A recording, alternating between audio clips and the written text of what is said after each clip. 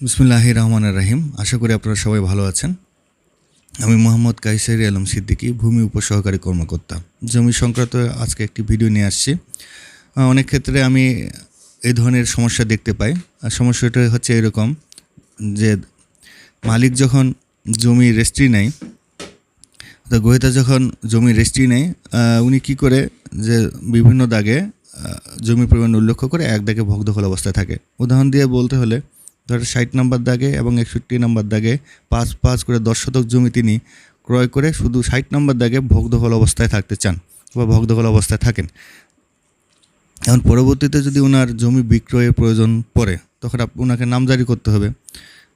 এখন নামজারি করতে হলে বিপত্তিটা আসে যেখানে সরজমিন তদন্তে আসলে নামজারির সময় যে বিপত্তিটা হয় যে দলিলে আছে 5 শতক কিন্তু দখলে আছে উনি 10 শতক, সেক্ষেত্রে 10 শতক জমি আর হচ্ছে যে নামজারি করে দেওয়া সম্ভব হয় না। এখন তার পরবর্তী দাগ 61 নম্বর দাগ। এখন 61 নম্বর দাগে যদি আপনি নামজারি করে নিতে চান, কারণ হচ্ছে দলিলে তার 5 শতক জমি আছে, এখন এইটুকু আপনারা নামজারি করে নিতে চাচ্ছেন, ভালো। কিন্তু হচ্ছে যে নামজারির ক্ষেত্রে একটা বড় ক্রাইটেরিয়া হচ্ছে দখল অবস্থা। যখন দখল অবস্থায় আপনি পাচ্ছেন না, তখন হচ্ছে আপনার নামজারির ক্ষেত্রেও অনেক জটিলতা তৈরি হয়ে যাচ্ছে।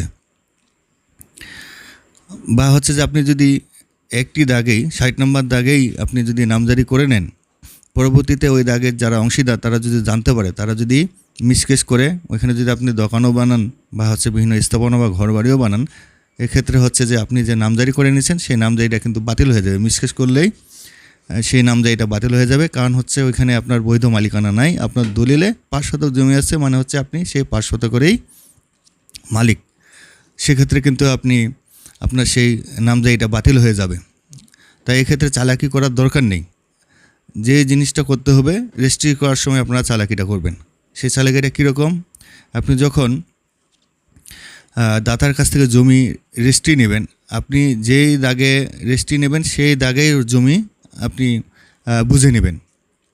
আপনি যদি 2 দাগে 5 করে 10 শতক জমি রেজিস্ট্রি নেন, আপনি 2 দাগেরই 5 করে 10 শতক বুঝে নেবেন।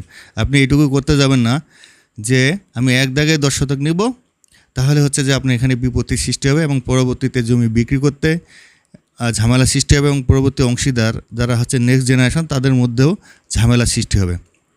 তাই ঝামেলা এড়ানোর জন্য আপনারা দলিলে যে দাগে যত পরিমাণ জমি রেজিস্ট্রি নেবেন এবং সেই দাগে সেই জমিগুলো আপনারা বুঝে নেবেন।